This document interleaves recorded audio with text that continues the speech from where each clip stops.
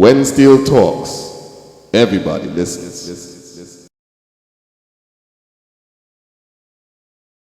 This is When Steel Talks, and we are here in Brooklyn, New York with Mr. Matthew Cox. Now, he is an elder in Desperadoes Steel Orchestra in Trinidad and Tobago, but he has the history of the band literally within his bones because he grew up in the band and in the community of Laventille. So we're here in what we would like to term a fact-finding mission, whereby we will be getting information and sharing it and documenting it for posterity, and so people can understand some of how Desperadoes influenced the New York pan scene and their steel orchestras, who are essentially offshoots, and the lineage can be traced back to Desperadoes Steel Orchestra. So Mr. Cox essentially is going to be the facilitator, and the fact-finding mission we're on is really going to be something that we can always look back on and, in essence, set facts straight. So you were born in Laventille, and you were raised there in the 1960s. You're a player in Desperadoes Steel Orchestra. You've been a committee member, and you grew up with the likes of like Robert Greenidge, Pujou, Tosh, Kroll, Curtis Edwards, the current captain. Yes, Gungadine, Franklin, Ralph, Glenda Gamry of Pantonic Steel Orchestra, Man of Rados, Belt. My family, that's my cousin. Man is your family, your cousin, okay. Sarge, Clem, Coco, and many, many more. Ian, right? Sonny, and Len. The list goes on. Right. So you played under Rudolph Charles. You came to America in the 1960s? 67. 67 to be exact. And you joined the U.S. Army. Right. And along the way you have seen and experienced everything that has affected and been part of Desperadoes Steel Orchestra. So tell us about, how you experienced life both in Laventille and as you came into Desperadoes Steel Orchestra.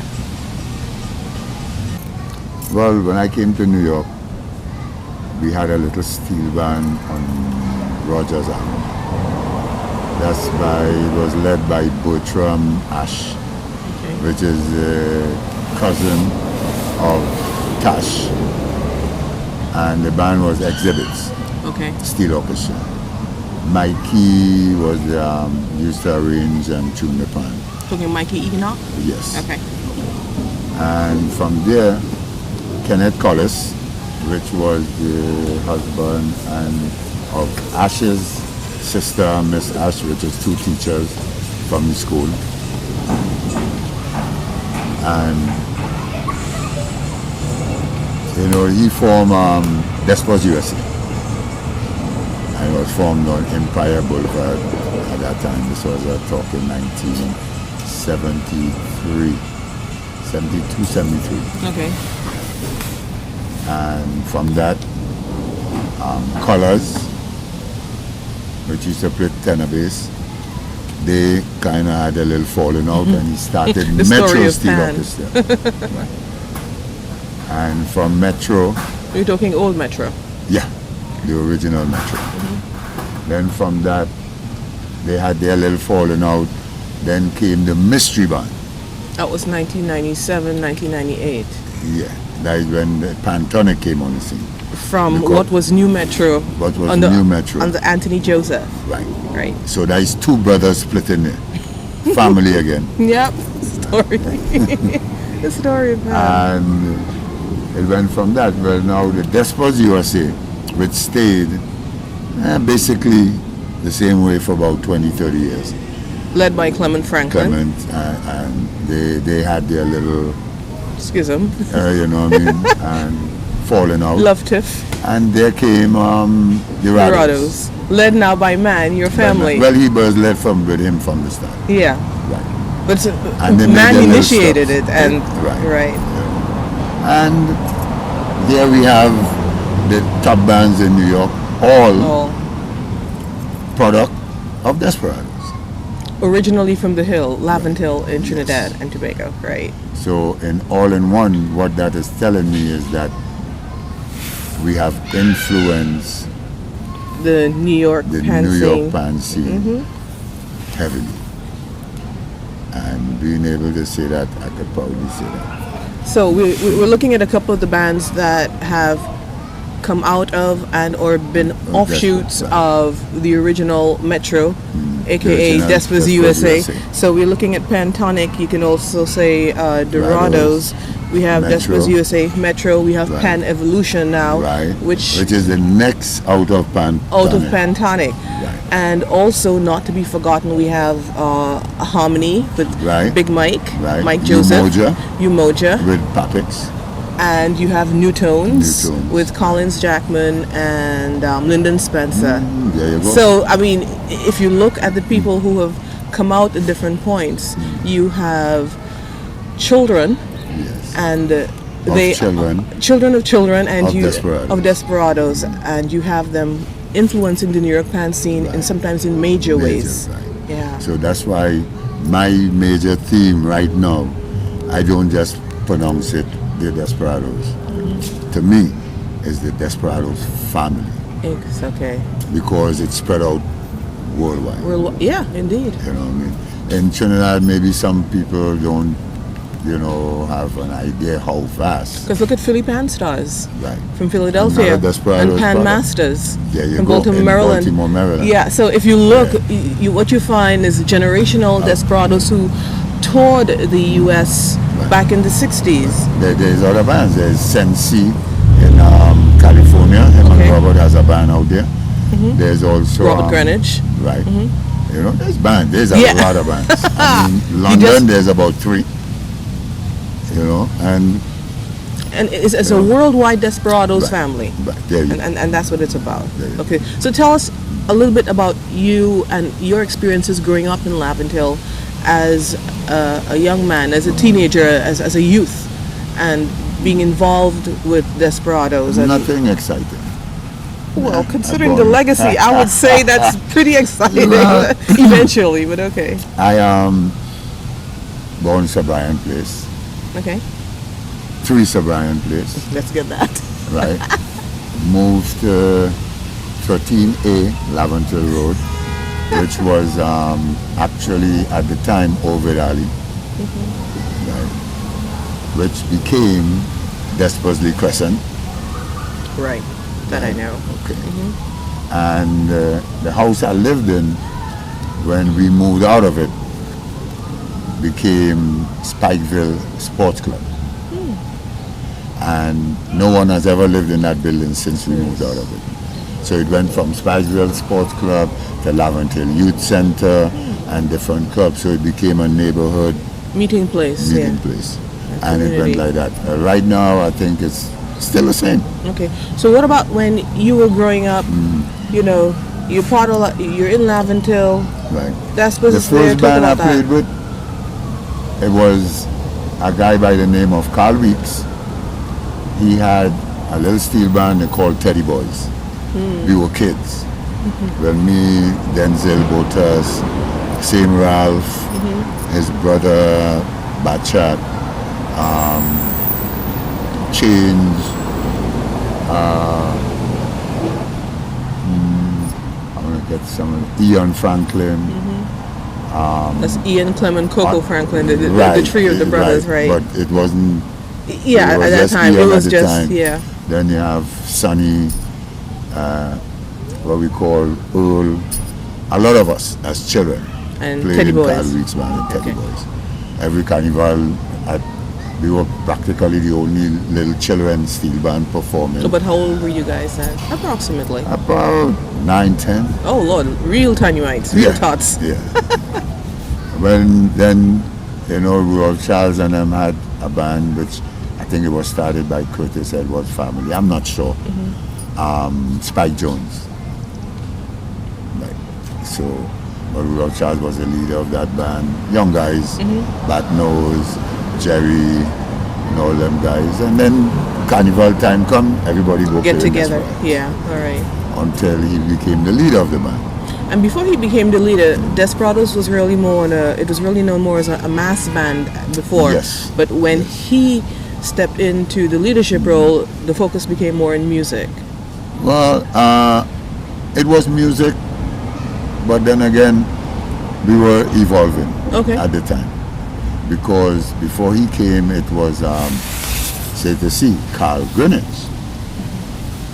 was this is as far as I remember. Okay. The captain before him was Carl Greenwich. Then you had the older guys in the band, Speaker, Donald Stedman, Georgie Yates. These were the managers and actually the keeper of the flame. Of Desperadoes Steel Orchestra at that time, right. And then it just went to him, and then he took it to the next level. He made the pans, and Belt has some pretty interesting history because he's the one who actually taught Belt how to play. Talk about how that came around and what it was like, because that's an interesting story in itself. Well, we were learning to play, and we were he used to play cellos, right? And Denzel, young guy, came to play. But strumming the guitar pan, he couldn't quite get it right. Are we talking Denzel Belt? Botus. Right, so you can get that right. And he actually held his hand. How old was he around approximately that time? He was a little older than me, about 13, 14. Okay, so we're talking teenagers. Teenager. And Rudolph himself was a little older. Was not too much older, like early 20s, and he taught and Belt. And then you have Panther. And, right. But with he helped Belt. him. He caught on real fast. Okay. And maybe the helping did it for him. And within a matter of like 1 year, he moved from that to double tenor. And then after that, the race was on. So it unleashed a musical challenge and war and best of best skills. Right. Talk about. Okay, go ahead. Well, when the band came to New York in the 70s, the majority of the band had the opportunity to go to music school. I think at the time it was the 3rd Street Music School in Manhattan. To me, he created the best steel band or steel orchestra that ever existed. Because here you have close to 30 people musically inclined where they weren't before, and they're able to arrange, most of them able to arrange after that, and he taught them how to play pan without hitting it hard and get maximum sound. So it's all about the touch, what used to be known as the Desperadoes touch. Right. Yeah. So now you still have it. To me, Robert Greenwich, to me, is the best player. Because I think he could play a song without moving that volume needle. You understand? And give you maximum sound. You So have it's a other technique. players that is that good, could able to arrange and stuff, but the touch, The touch is that touch the challenge. is the challenge. It's not the band now, it has gone to the next thing. Right?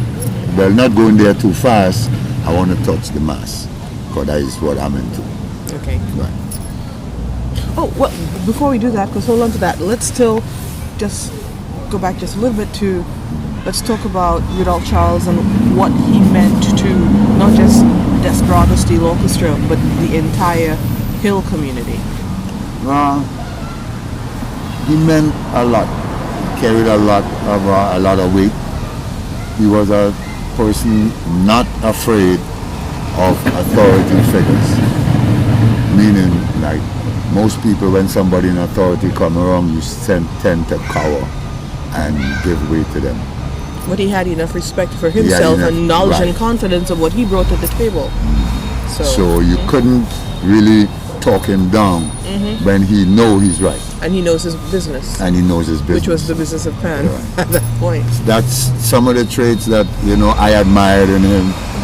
As I went along in life, I come to find out, anytime you're afraid to speak up for yourself, people tend to walk right over you. Yeah, that is true.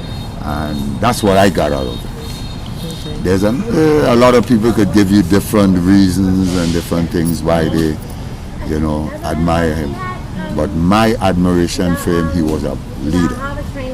He get stuff done. And that was important in that time, especially when Pan was so castigated. Right. So you had to have someone who could stand up for the genre as a leader, as a musician, as a manufacturer of the instrument, as a businessman, as a creator, and he embodied all of that, which is phenomenal at that particular time when Pan was essentially demonized. Right, because at that time, Pan needed a strong leader.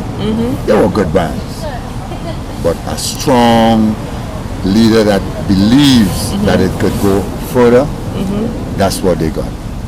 And sad to say, the Pan fraternity has never awarded him or never took the time to thank him or never took the time to say, hey, Rudolph Charles really made a difference.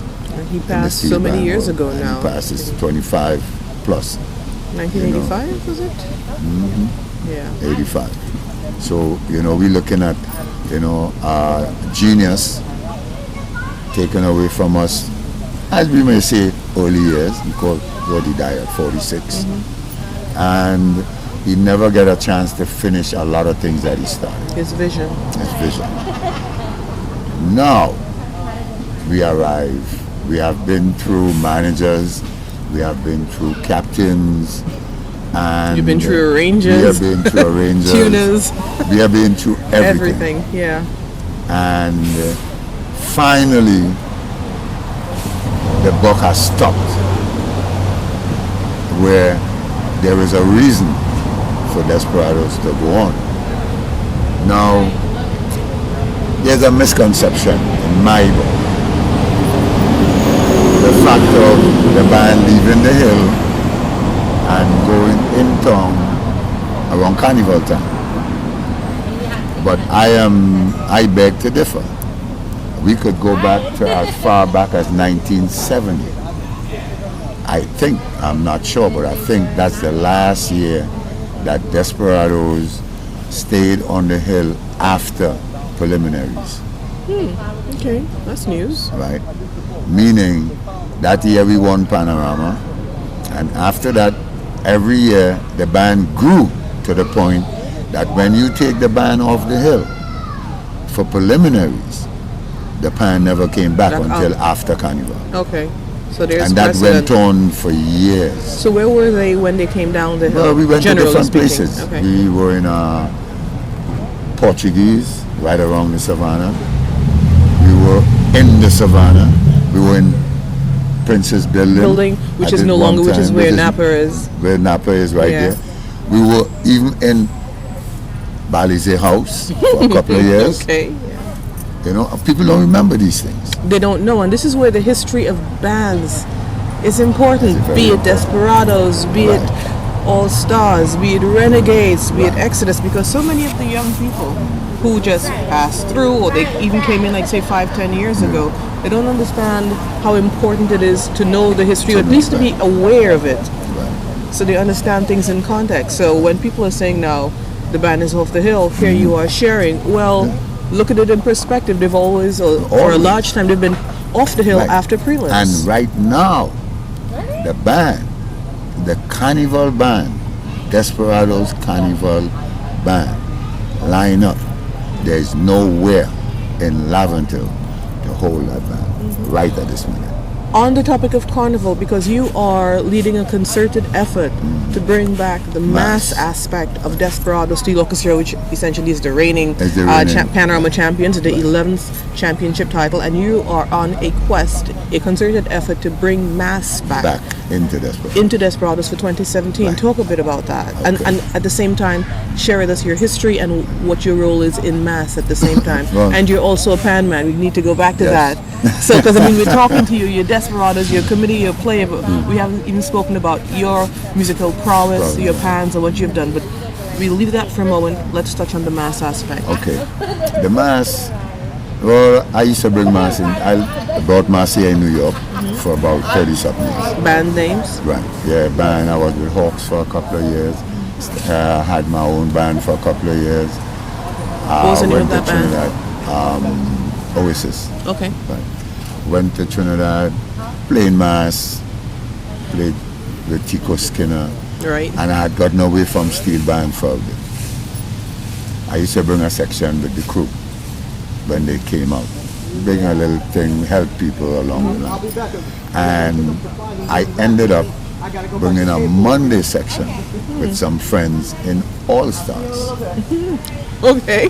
And it was lucrative, you know. And when was this? I want to get the exact. This was, I think it was 2000, 2001, somewhere around there. I was with All Stars, and here we go, going down, and All Stars is huge, doing their thing. Yeah, their mass bands You know what always I mean? use their mass components. And on the promenade was Desperadoes. And a guy said, "Hey, Matthew, look at your band over there." And it was a sad sight. In terms of mass. In terms of mass, there was Desperadoes with all the players playing their hearts out, no masqueraders. And it hurt real bad. I said, you know what, that's it. That was it. For a couple of years, kind of try and feel my way through and could never get the right ingredients. And then I With just respect decided, to Desperadoes. yeah, yes. Because you had proven yourself with All Stars. Right. I said, you know what, the hell with that shit. In 2010 was the last year I brought a section in the crew. After that, I said, that's it. You're devoting yourself I'm to devoting myself to Desperadoes. your home band. Right. You know what I mean? It's not about making money. It's about, this is a band that played some of the most memorable mass in Trinidad mass history. And nobody talks about it. They talk about Silver Stars winning the first band of the year. But on that year, if it wasn't for a riot or a fight in tongue with one band trying to run through Desperadoes, Desperadoes would have won band of the year that year. Because the mass we played was Noah's Ark. I'm yet to see a mass ever be brought in Trinidad to class that mass. They talk about Peter Minshall with special effects. We did that when we played To Hell and Back. With motorcycles and smoke grenades. And what year was this, or around what time? In the early 50s, late 50s. So been there, done that. Been there, Since the been there, done that. Yeah. We played Glorification of Spain with men on horseback. What was the size of Desperadoes Steel Orchestra when Huge. they came out on the road that time? Huge. So we're talking over We're 100 talking players. some of the largest by more than 100 players. Because people who didn't necessarily make it for Panorama We were just competing joined. with Yeah. George Bailey, Harold Saldina, Stephen Lee Hong, Edmund Hart. These guys were alive. Now they are gone. Yeah. And their bands are huge. Huge now, like But in the now thousands. they are gone. Yeah. And we competed with them every year. I would like to see That Desperadoes go back to that. back to them. I'm not worried about Panorama because to me, we could win it for the next 5 years. We have the players to do it. And now We have the students to do it. We have students that is coming out of UE that is to become arrangers for other bands. So we could spread, hey, don't be too surprised if you look back and every band in Trinidad has a ranger from Desperadoes. Desperadoes School. And right now we have Xander. The Right. spirit. Right. The African And spirit. he didn't just came to Desperadoes. Okay. He was born in Laventille. Really? Okay. Yeah. So his soul, his umbilical cord. He had a little combo called Third World Combo. And everywhere Desperadoes performed in the 60s with him, he had a little combo called Third World Combo. Clive Bradley had Clive Bradley and the Germany Boys. And those two bands performed with Desperadoes everywhere they played. Arima tennis court. They went up in the hills all over. So you would think, well, Xander now come to Desperadoes and he came with the Desperadoes flavor. No, he had it. It's been there, it was bred into him. Clive Bradley, arranged for Desperadoes 23 years, not consecutively, but on 23 occasions.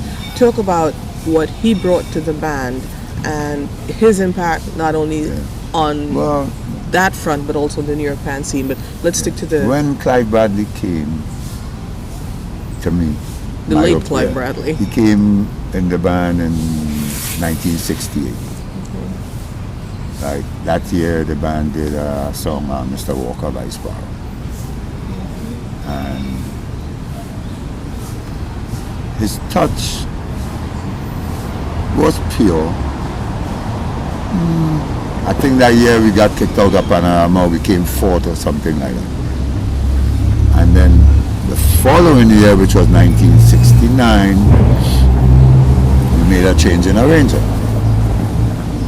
So instead of Bradley coming back, you had Denzel Botas and Soprico Sarge.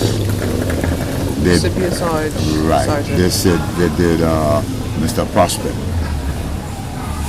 Right. With that, the band came second. Right. But then the band toured. 69.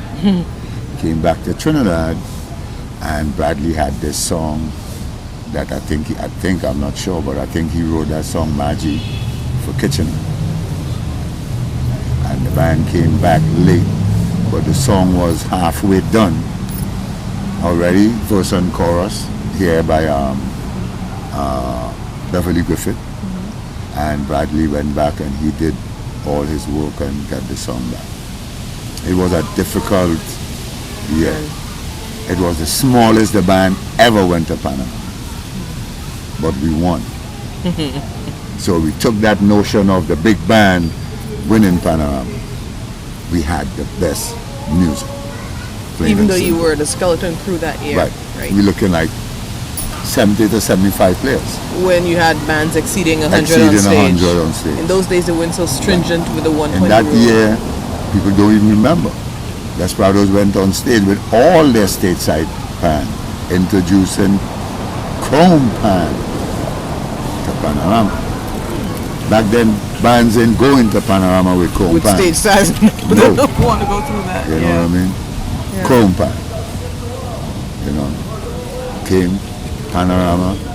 Even the 12 bass at that time was chrome, because that was on the stage side. You understand? So you see, in a sense, that these are things that Desperadoes has been really right. It's, you know, we don't. Well, not we. Let me say me. I brag about Desperadoes because I know you've lived it. I've lived it. I'm getting ready. I'll be 67 in 2 weeks. I've lived this, you know, and it's something that we need for the younger people to know. On the topic of the younger people, the youth in Desperadoes, I mean, we can look at just the two right now who are more in the forefront because they're traveling. We're talking the twins, Dejan and Deja Kane. That is the children of Patrice. Babies. Yes, the children of Patrice Charles and Martin Kane. So, I mean, talk about not only them, but the trajectory of music throughout the band coming up through the ranks, the children, the grandchildren. I could take you to a few of them. Yeah. Look, we have a bunch of them, like Nolly Nicholas Jr., who was born here in New York, and I know for a fact. That's Panther's son. Right, Panther's son. Played a pan at 3 years old and nobody taught him. He played by listening to his father every day. So this is playing the pan. And a lot of the guys, Panther, even Carol's son, you have Smokey and you have Sean. Yeah. And you have, I mean, Desperadoes has been breeding players for over 30 years. To the point where we have grandparents playing with the grandchildren. Right. Because when Man plays from Rados, he's got his children and his grandchildren are playing at the same time. And if you keep it up, he's playing with his great grandchildren. So you know, this is, see, listen, I'm proud of this. I'm Desperadoes. Cut me open, split me, I'm regardless of where you go, even though you were with All Stars go. for a while, you're Desperadoes to the I've been core. all over. So, I played a little bit with Tripoli. Hugh Bord.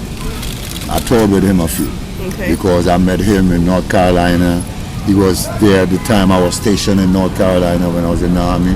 And bam, he needed a cello player. No, and you were there. I've never played cello before, but I'm a player. Yeah. Went in, bam, learned a couple of songs, and I played with them for about 6 to 8 months. You know, it was nice. It was a good experience. Talk about the women of Desperadoes, because we've met a few. I mean, we've known a few in terms of interviewing them for When Steel Talks. We have Ursula Trudeau.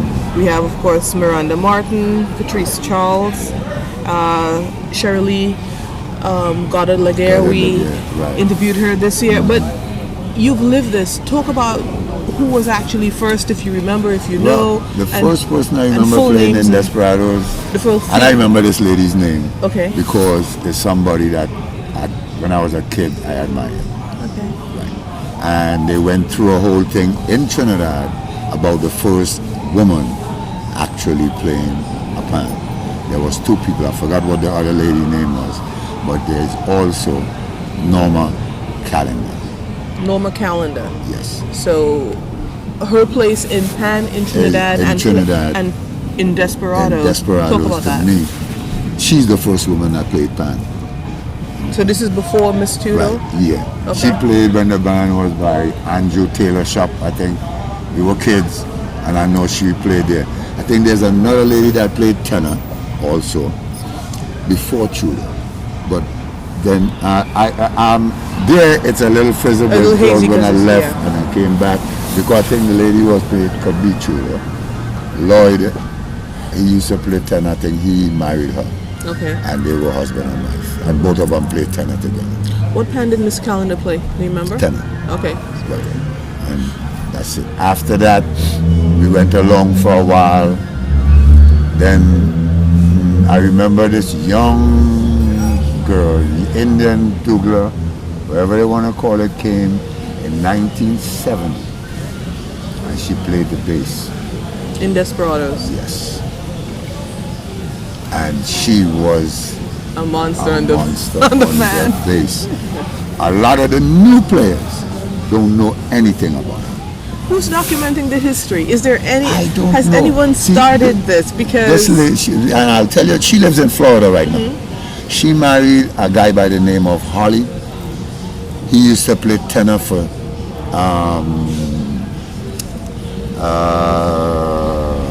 Starlift. Starlift came here on a tour. At that time we had the little band exhibits, and both of them met. He was playing tenor, she playing bass. Myself, her, and Gonga didn't play bass. Okay. Right. And they hooked up, Bam got married, and she moved to Florida. I heard the stories of the woman who everybody said Scrunter. Woman on the bass, right? Woman on the bass is about. I could be mistaken, because I really never knew the history of him, how he made the song. But to me, the first woman that played a bass in Desperadoes was that lady. And the Douglas lady? Yeah. Okay. And I don't remember her name right off, but I remember her husband's name, because I liked her at that time. That's an interesting. I remember because, and me and him were friends. You know what I mean? So in the band, he just, it went on, and they got together. And, back then, you know what I mean? You got the spoils. 2016 represents essentially 50 years of excellence. No, not 50 years of the anniversary or in the history of Desperadoes, but 50 years of excellence in terms of performances for Desperadoes Steel Orchestra. Yes. In addition to your efforts and your determination to bring out a mass component of Desperadoes in 2017, what do you expect from the band? Well, for that year? Band, I don't expect anything. The band is backing me up 100%. Let's say 199.9%. And I appreciate that. They gave me the opportunity to do it. The reason being is that the last Carnival, we did something small. You know, we didn't do anything much. Because for years, I'm pushing for them to do it. I actually designed 2 sections right here in New York and took to Trinidad. Okay. But the band never materialized. But rather than bring it out, I put it in barrels and put it away. So this year I decided, listen, for 4 or 5 years we've been pushing and can't get it. We're just doing it anyway. It happened. It was small, but to me it was successful. It was a start. Right, because I got the attention of the people who wants to play mass in Desperadoes and who wants to be involved in Desperadoes. So you're looking to bring out the mass band both Monday and Tuesday? Yes. Okay, do you have figures so far? What has been the interest like to this point in time? And well, what I'm gonna try something new, something that I experimented on here in New York. Appealing to the Desperadoes family around the world. If you're coming to Trinidad for come Carnival home for 2017 and you're coming for 2017, be part of Desperadoes. Now, when Steel Orchestra is on the road these days back in Trinidad, what happens? You see some really small components, Right. and it's of course being pulled by a tractor or a Right. truck or whatever. What are you hoping to see in terms of numbers of Desperadoes Steel Orchestra itself back on the road? Well, And if in terms of getting back people on the power, road, it's yeah. people power, Yeah. 1. 2, players Yeah. playing. Yeah. 3, rewarding the players for their hard work of playing on the street that day, Both days. both days. And it has to have a couple of other steel bands involved. Because if you get lucky and you get 500 people, you're looking at one steel band. It's not going to carry it. So you're looking at essentially what All Stars has been doing now when they have Right. different bands. And we do have smaller bands that, you know, that's there. Like even like I said, Martin Kane has his little band now. Roadblock. Yeah, You have Serenaders, Steel Orchestra, Laventille Laventille Serenaders, Serenaders, and you have chords, some specialists. some specialists. That's for Carnival. After Carnival, they had the group Laventille 1, 2, 3 Right. that came about. Now I'm going to challenge them to get involved, because if it come about there, don't just leave it in words. Let's do something about it. Okay. You know. So we have the components, we have the people. It's just to get everything under one umbrella and put it forward. Okay. So, given what you would like to see happen and what you're leading the charge with regard to, which is the mass component Right. for Desperadoes Steel Orchestra for 2017, Right. how can people contact Matthew Cox in this regard? Okay. My Trinidad number is 868 357 4269. And we can also put that on the site. Right. Do you have an email, or you just But stick my to the email, I'll use the one here.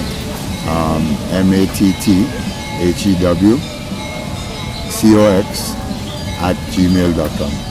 Okay, so people can essentially contact you from anywhere around the world. And this is not just limited to Desperadoes family, but it's anyone who wants to have a really good time Good time. in a mass band, steel band. but backed by the Steel Orchestra. Oh, right. So the steel band back on the road, people power be part of it.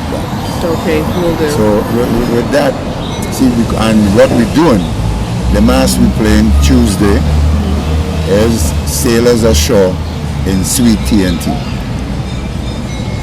And if I check my history on mass, I've never heard of a band playing Sailors Ashore in Trinidad. Okay. It's always Sailors Ashore in Hawaii, Sailors Ashore in Japan or England or whatever. All Stars played last year, Sailors Ashore in Africa.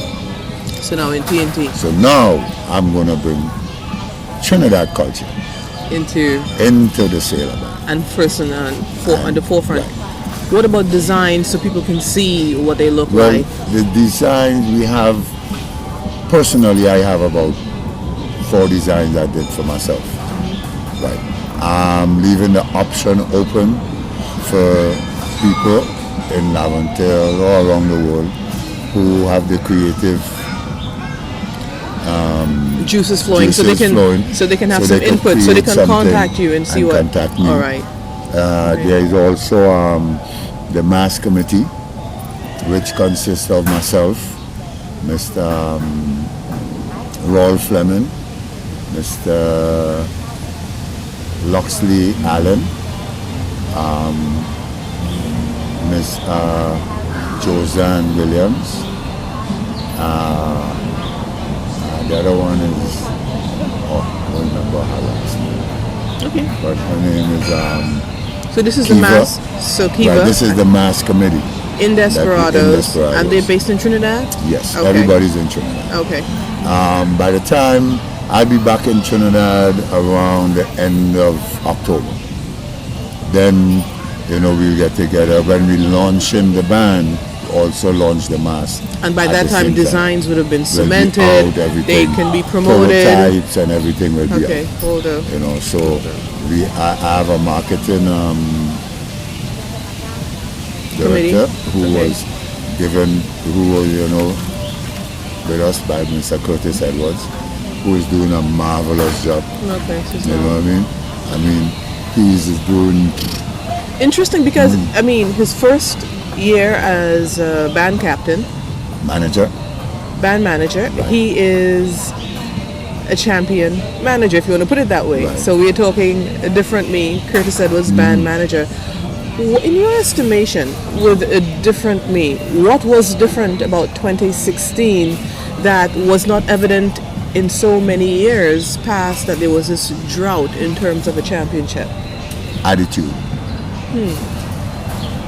The attitude, the dedication of hard work and commitment to young people. The youth, the youth. lifeblood, the energy, the Yes, vibe. That Under the to me, guidance of the elders, but that Right. young component. that young component, that was the different me. Now people get a chance to observe because it's different. They're going through this, they look at it, and then Rados come in New York and they put the final thing on it. It's a different. If you look in Rados this year, what you see? The young component. Youth. The women, the kids. Yes, let's forget the female component. The women they has come through like, hey, kudos to them. Because in Desperadoes in Trinidad, they are doing a fantastic job. They are to the forefront, they are hard working, and they're letting some of the guys know that, hey, we're not going to sit back. Yeah, we have as much to give as you guys Like do. I said, I told it to more the elders and them in the band. I thank God to be able to be alive, to see steel band actually change for the better. So don't forget, I'm appealing to Desperadoes family around the world. You're inviting Get them. involved. I'm inviting you. You come into Trinidad for Carnival. Give us Monday or give us Tuesday. Pick a day because most people want to play in the big bands. On Tuesday. On Tuesday. So maybe the really enjoyable aspect without the fanfare. without the fanfare, just the real laid back, have fun That's it. with great steel band music. Consider Desperadoes Steel Orchestra for Monday Mass, as we would Monday call Mass it. Yeah. and Tuesday Mass. And we have your contact information under this interview where they can talk to you about it a little bit more, and of course with the launch expected sometime toward the end of October. The launch will be in November. Oh, in November. Right. Okay, but you're going We to have to pick a Trinidad date at the end of October. So with the upcoming launch, people can look forward to even more information and some and actual costumes visual and designs. Well, Mr. Matthew Cox, elder and still extremely active proponent of not only the panorama aspect and the music aspect, but especially the mass aspect of Desperadoes Steel Orchestra. We want to thank you for sharing your knowledge, your history, your experience, your passion with When Steel Talks, and of course by default the global steel pan community. Thank you again. Thank you again. And just to say, keep it up. I will. Like you say, until death do us part, I'm here to stay. I hear that.